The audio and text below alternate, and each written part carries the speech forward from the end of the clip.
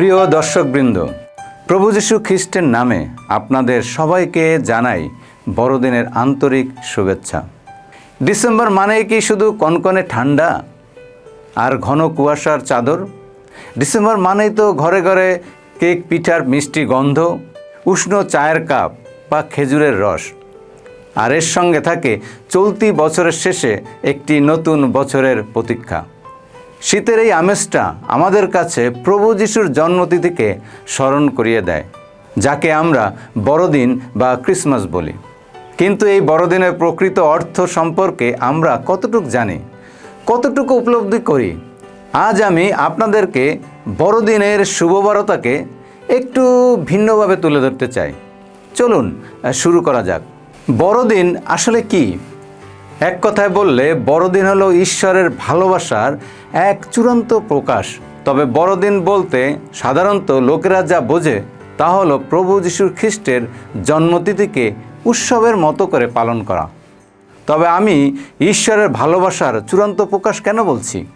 Bible অনুসারে ঈশ্বর সবসময় মানুষের সাথে ব্যক্তিগত সম্পর্ক চেয়েছেন এবং তিনি আমাদেরকে প্রথমেই ভালোবেসেছেন। বাইবেল অনুসারে মানুষ জন্ম থেকেই পাপী এবং সে নিজের তৈরি বা প্রচেষ্টার কোনো কাজ, কথা বা চিন্তার মাধ্যমে এই পাপ থেকে উদ্ধার পেতে পারে না। তাহলে সেই ব্যক্তিগত সম্পর্ক আর ভালোবাসার কি হবে? বাইবেল বলে, কারণ যাহা হারাইয়া গিয়েছিল তাহার অন্বেষণ ও পরিত্রাণ করিতে মনুষ্যপুত্র আসিয়াছেন। লুক 19:10। মানুষ যাতে হারিয়ে না যায়, বরং পাপ থেকে সম্পূর্ণভাবে মুক্ত হয়ে ঈশ্বরের সাথে মিলিত হতে পারে, সেজন্য সর্বশক্তিমান, সর্বজ্ঞ এবং সর্ববিরাজমান ঈশ্বর নিজেকে নত ও শূন্য করলেন। তিনি প্রভু যীশু খ্রিস্টের মধ্যে দিয়ে পবিত্র আত্মার অলৌকিক শক্তিতে একজন কুমারীর গর্ভে মানুষ বেশে জন্মগ্রহণ করলেন। প্রভু যীশু খ্রিস্টই হচ্ছেন ঈশ্বরের সেই পুত্র বা প্রকাশ, যার জন্মতিথি আমরা বড়দিন হিসাবে পালন করি। ঠিক এই বিষয়টিকেই যোহন 3:16 বলা হয়েছে, কারণ ঈশ্বর জগৎকে এমন প্রেম করিলেন যে আপনার একজাত পুত্রকে দান করিলেন, যেন যে কেউ তাহাতে বিশ্বাস করে সে বিনষ্ট না হয়, কিন্তু অনন্ত জীবন পায়। ঈশ্বর নিঃশর্তভাবে পাপী মানব জাতিকে এতটাই ভালোবেসেছেন যে তিনি তাদেরকে মুক্ত করতে তার পুত্রকে পাঠিয়েছেন। এই পুত্র শব্দটি অধিকার, ক্ষমতা, কর্তৃত্ব, গৌরব ও সম্মানের প্রতীক। এজন্যই আমি বলছি এটা ঈশ্বরের ভালোবাসার চূড়ান্ত প্রকাশ। এখন প্রশ্ন আসতে পারে, প্রভু যীশু কি হঠাৎ করেই জন্ম নিলেন, নাকি এর পেছনে কোনো পরিকল্পনা ছিল? প্রভু যীশু খ্রিস্টের জন্ম কোনো আকস্মিক ঘটনা নয়। শত শত বছর আগে ঈশ্বরের পাঠানো নবীরা ঘোষণা দিয়েছিলেন যে একজন ত্রাণকর্তা আসবেন।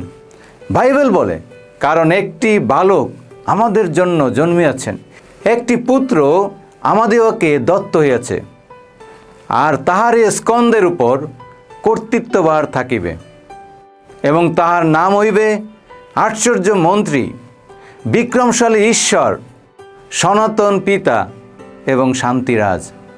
যিশায় 9:6। সৃষ্টির শুরুর দিক থেকে পরবর্তীতে যিশায়, মিখা, হোসেয়, জিরোমীয় সহ আরও অনেক নবীরা প্রভু যিশুর জন্মের বিষয়ে অনেক আগেই ভবিষ্যৎবাণী করেছিলেন। এই সমস্ত ভবিষ্যৎবাণী বেথলেহেমের প্রভু যিশুর জন্মের সেই পবিত্র রাতে পূর্ণ হয়েছিল। এবার প্রশ্ন আসে, যিশু আসলে কিভাবে মানব জাতিকে পাপ থেকে মুক্ত করলেন? এর উত্তর হলো, তিনি স্বেচ্ছায় মৃত্যুবরণ করলেন। সত্যি কি তাই?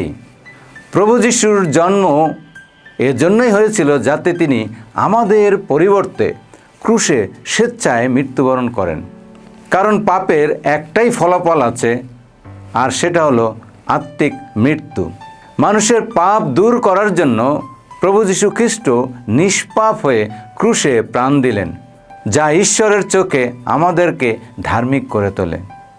প্রশ্ন আসতে পারে, যিশু যে আমাদের জন্য ক্রুশে প্রাণ দেবেন সেই বিষয়ে কেউ কি কিছু বলেছে, বা এই বিষয়ে কি আগে থেকে কিছু বলা হয়েছে? এর উত্তর হলো হ্যাঁ, অবশ্যই বলা হয়েছে। যিশাইও ভাববাদী লিখেছেন, কিন্তু তিনি আমাদের অধর্মের নিমিত্ত বৃদ্ধ, আমাদের অপরাধের নিমিত্ত চূর্ণ হইলেন, আমাদের শান্তিজনক শাস্তি তাহার উপর বর্তিল, এবং তাহার ক্ষত সকল দ্বারা আমাদের আরোগ্য হইল। যিশাইও 53 অধ্যায় 5 পদ। আরও বলা আছে, কিন্তু ঈশ্বর আমাদের প্রতি তাহার প্রেম প্রদর্শন করিতেছেন, কারণ আমরা যখন পাপী ছিলাম তখনও খ্রিস্ট আমাদের নিমিত্ত প্রাণ দিলেন। রোমীয় 5 অধ্যায় 8 পদ। প্রভু যীশু খ্রিস্টের ক্রুশীয় মৃত্যু যাত্রার শেষ নয়। তিনি কবরস্থ হলেন, কিন্তু তৃতীয় দিনে তিনি পুনরুত্থিত হলেন। মৃত্যু তাকে আটকাতে পারেনি, কারণ তিনি ঈশ্বর। বাইবেল বলে তিনি এখানে নাই, কেননা তিনি উঠিয়াছেন। মতি 28 অধ্যায় 6 পদ।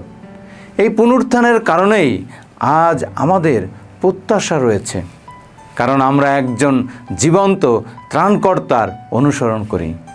বাইবেল বলে, উহাকে যে রূপ স্বর্গে গমন করিতে দেখিলে সেই রূপে উনি আগমন করিবেন। প্রেরিত 1 অধ্যায় 11 পদ। বড়দিন মানে শুধু অতীতের ঘটনাকে উদযাপন করা নয়, বড়দিন ভবিষ্যতের আশা ও প্রত্যাশার কথা বলে।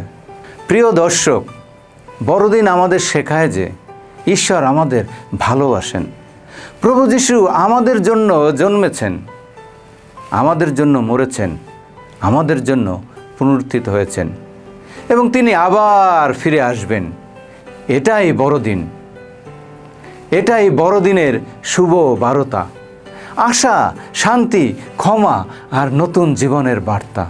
আমার প্রার্থনা, প্রভু যীশু খ্রিস্টের বড়দিনের এই সত্য বার্তা আমাদের হৃদয়ে নতুন আশা জ্বালিয়ে দিক।